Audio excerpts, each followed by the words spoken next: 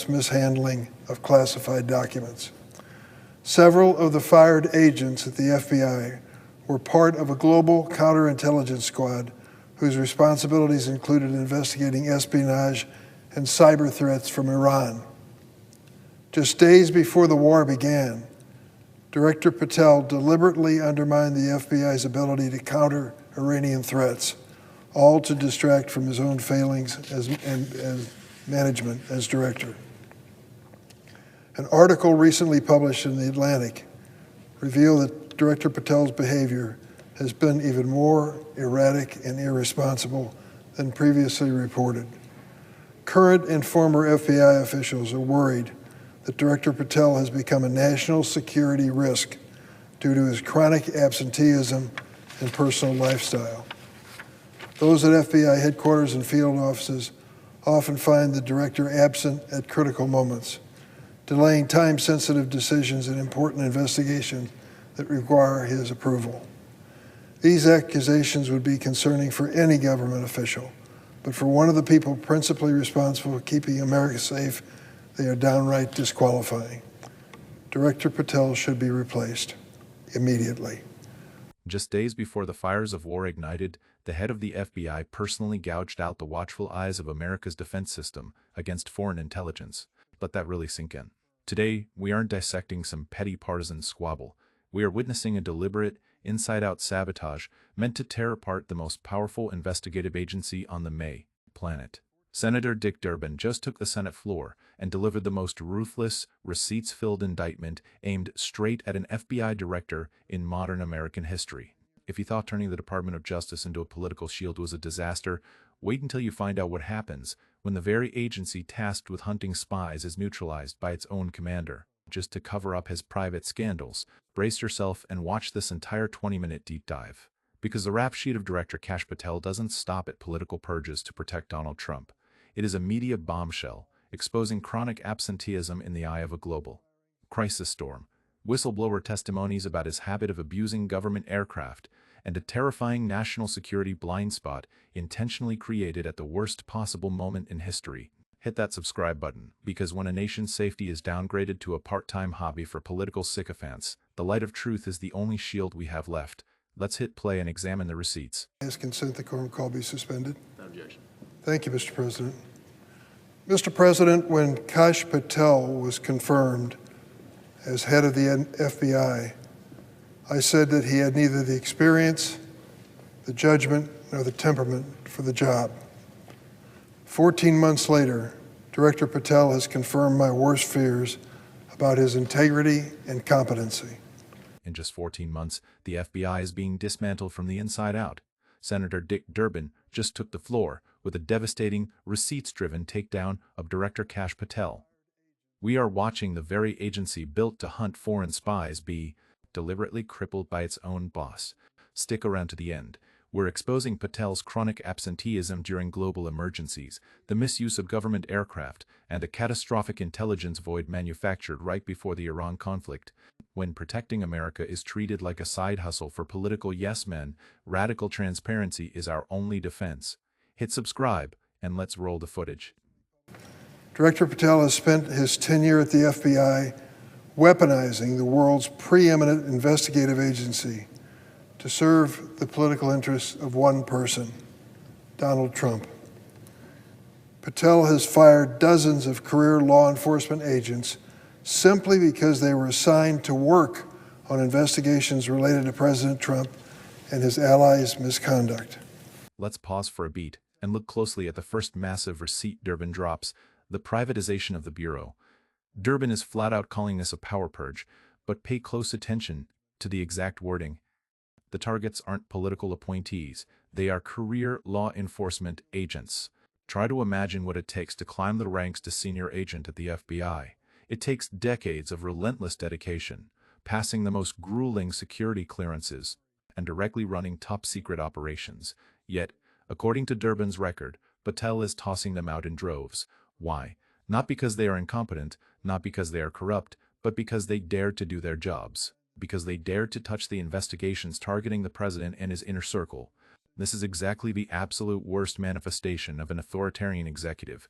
In a healthy democracy, the FBI must stand independent to ensure no one sits above the law. But when the head of the FBI turns himself into a human meat shield for the Oval Office, firing the very people delivering justice to protect the elite, we no longer have a justice system. All we have left is a private security squad funded by taxpayer dollars. Durbin is painting a naked truth. Patel isn't leading the FBI, he is disarming it. These firings have deprived the FBI of decades of experience at a time when our nation is facing growing threats not only at home but overseas. And Director Patel has timed these politicized purges to shield himself from allegations of misconduct. After his embarrassing actions at the Olympics and whistleblower disclosures to my office describing how his misuse of FBI aircraft has negatively impacted high-profile criminal investigations, Director Patel tried to save face by firing even more people at the FBI who worked on President Trump's mishandling of classified documents. Right at this moment, the core of the story pivots from political sycophancy to personal corruption. Durbin brings out the evidence gathered from whistleblowers. Remember, these whistleblowers are putting their entire livelihoods, their pensions, and their lives on the line to bring this truth before Congress. What did they expose? The abuse of FBI aircraft. This agency owns a state-of-the-art fleet meant for lightning-fast deployment in hostage situations, counterterrorism, and hunting down high-profile criminals. Durbin is loudly declaring on the Senate floor that Patel taking these assets for personal joyrides actually threw a wrench into ongoing, life-or-death criminal investigations. What does a director do when caught red-handed by his own staff? A decent person would bow their head and take responsibility, but, according to Durbin, Patel pulled out the most classic trick from the dictator's playbook, creating a massive public diversion. He triggered a new wave of firings, specifically targeting the team investigating the classified documents case. He used the collapse of the FBI's institutional experience as the perfect smokescreen to cover up his embarrassing actions at the Olympics and his luxury joyrides on government jets. This is an abuse of power that makes your skin crawl. If you are disgusted by the aircraft abuse, then hold on to your seats for the next clip, because this is the boundary where political games mutate into a direct, catastrophic disaster for national security. Listen very closely. Several of the fired agents at the FBI were part of a global counterintelligence squad whose responsibilities included investigating espionage and cyber threats from Iran. Just days before the war began, Director Patel deliberately undermined the FBI's ability to counter Iranian threats, all to distract from his own failings as management as director. Durbin just delivered an absolute kill shot. Just days before the war began, I really want you to burn that timeline into your brain. The file Senator Durbin is holding high in the Senate isn't some trivial HR complaint. It is a direct, on-the-record allegation that Director Kash Patel personally crushed a global counterintelligence task force, the exact people specialized in countering espionage and cyber attacks from Iran, right at the day zero hour of a historic conflict. To grasp the sheer horror of this, you have to understand what counterintelligence actually is. It is the invisible, impenetrable shield protecting the everyday lives of the American people. They are the nameless warriors standing between state-sponsored hackers and our fragile national power grid. They are the ones working day and night to secure top-secret military communications, stop our financial systems from catastrophic ransomware, and shield our overseas intelligence networks from the claws of foreign spies. You absolutely cannot mold a top-tier counterintelligence agent overnight. That process demands a grueling, endlessly long pipeline of training. It takes decades of deep cover, mastering the most complex languages, cultivating high-risk underground assets, and reading the mind of a cunning enemy like Iran. When you strip the badges from these agents, you aren't just clearing off a few desks. You are instantly wiping out an entire century of irreplaceable collective intelligence experience. And yet Patel fired them, not because they were weak, corrupt, or undisciplined. According to Durbin, he fired them just to manufacture a chaotic media circus, all to draw the public's attention away from his own embarrassing personal failures and the chain of scandals closing in on him. When a hostile foreign power is aggressively ramping up cyber attacks, and your own FBI director intentionally cripples the nation's critical defense systems just to save his own seat, that crosses a red line. That is no longer simply poor management or a leadership mistake. That is a blatant betrayal of public trust and a horrifying dereliction of duty that throws the lives of millions into the line of fire. An article recently published in The Atlantic revealed that Director Patel's behavior has been even more erratic and irresponsible than previously reported. Current and former FBI officials are worried that Director Patel has become a national security risk due to his chronic absenteeism and personal lifestyle. Those at FBI headquarters and field offices often find the director absent at critical moments. Chronic absenteeism. I want you to truly chew on that phrase in the current context, when the sitting director of the FBI is explicitly named a national security risk by his own top intelligence officials, both current and retired, and not just fabricated by political rivals. The alarm bells shouldn't just be ringing, they should be deafening. Unlike a standard 9-to-5 desk job, the Federal Bureau of Investigation operates on a ruthless 24/7/365 schedule. Global threats never take a weekend off. Life or death ticking clock decisions like international hostage rescues, highly classified FISA surveillance warrants, or the immediate takedown of terror plots. None of these can be casually delegated to subordinates. By law, they demand lightning-fast, decisive approval from the person wielding the highest power. Senator Durbin cites a bombshell piece from The Atlantic to strip bare a terrifying reality. When the countdown clock of a national crisis starts ticking, and agents are desperate for a green light to deploy, the man at the helm is simply banished. He has become a ghost commander, leaving a gaping empty chair at the head of the briefing table. His impulsive personal lifestyle, luxury getaways, and erratic work habits have arrogantly climbed above the daily safety of 330 million Americans who have entrusted him with their lives. Director Patel should be replaced immediately. Our country's safety is too important to be left in the hands of an unqualified and undependable individual who is loyal only to the president and not to the people of this nation. Swearing loyalty to the president instead of serving the people. That is the chilling summary of Kash Patel's tenure. Durbin didn't just stand there and read a speech. He just mapped out the entire timeline of a man turning the Justice Department into an ATM for his own ego, clipping the wings of the counterintelligence force, and evaporating in the eye of the storm. The ball of accountability is now kicked to the rest of the Senate. Will they drag this ghost commander into the light, or will they turn a blind eye to the ongoing purges? Leave your thoughts below. Do you think Kash Patel, personally, dismantling the Iran counterintelligence squad borders on treason, or is it just a catastrophic level of incompetence? And does his chronic absenteeism leave you with a single shred of faith in the scales of justice? Sound off in the comments, share this video to strip away the lies, and never stop demanding the truth. But now you're blaming the men and women who conducted this great search. Stop that. I'm not blaming anybody other than you. You're not keeping your word. FBI Director Kash Patel just officially walked into a trap at the House Judiciary Committee with a simple press of a play button. Representative Jamie Raskin completely ripped off Patel's swamp drainer mask on live television. The man who once loudly swore to expose the entirety of billionaire pedophile Jeffrey Epstein's black book is now, after more than 200 days in power, using the most weasel-worded language to keep the files sealed, covering up for the powerful names lurking in the shadows.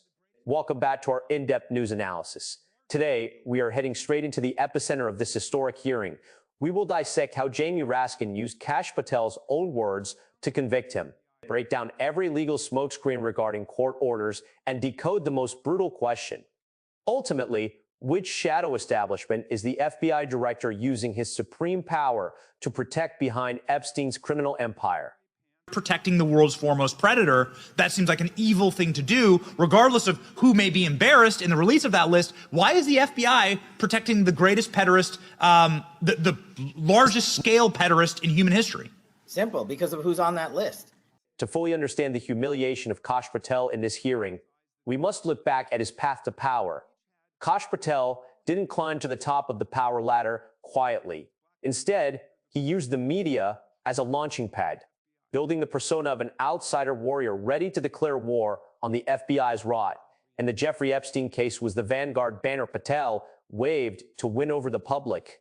Recall what he relentlessly preached on right-wing television channels in 2023.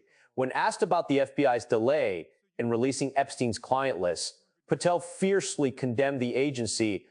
He bluntly called the sealing of the files an evil thing, accusing the FBI of acting as a shield for humanity's biggest pedophile predator simply out of fear of the powers backing him.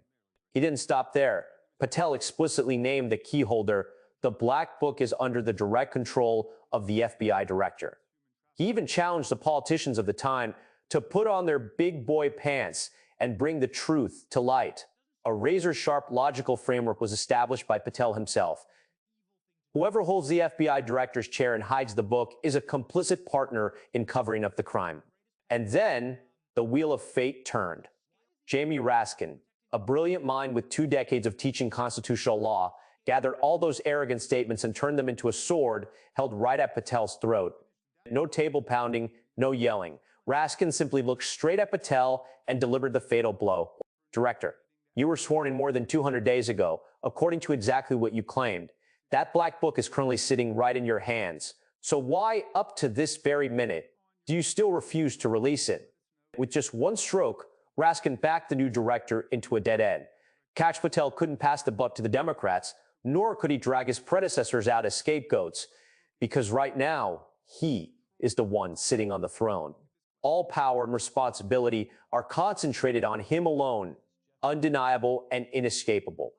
The survival instinct of any politician backed into a corner is to use the law as a shield. And Kash Patel, the man who once despised bureaucratic rules, suddenly transformed into a dutiful civil servant, strictly adhering to the law. Instead of answering the question directly, Patel started talking in circles, weakly defending himself by saying he couldn't bypass 3 federal court orders. I'm not going to trample on the law just to satisfy your curiosity. Patel tried to salvage a shred of dignity. At first glance, this argument drips with the spirit of the rule of law. But under Jamie Raskin's piercing gaze, it was nothing but a clumsy and utterly hypocritical charade. Raskin instantly countered, tearing off that disguise. He pointed out a glaring reality. No one asked Patel to break the law. The question is, if Patel truly craved transparency as he once preached, why didn't he use his power to petition the court to lift the gag orders? We are talking about the FBI, a colossal power machine with America's elite legal minds. In the past, Patel's administration utilized this exact power, filing countersuits to higher courts to demand the declassification of political files beneficial to his faction. The U.S. judicial system always has loopholes and mechanisms for executive agencies to appeal sealing orders, especially when the case involves extreme public interest. Even a federal judge had already set the table, affirming the government is the most logical party to proactively disclose these files. The law cleared the path, yet Kash Patel tied his own hands.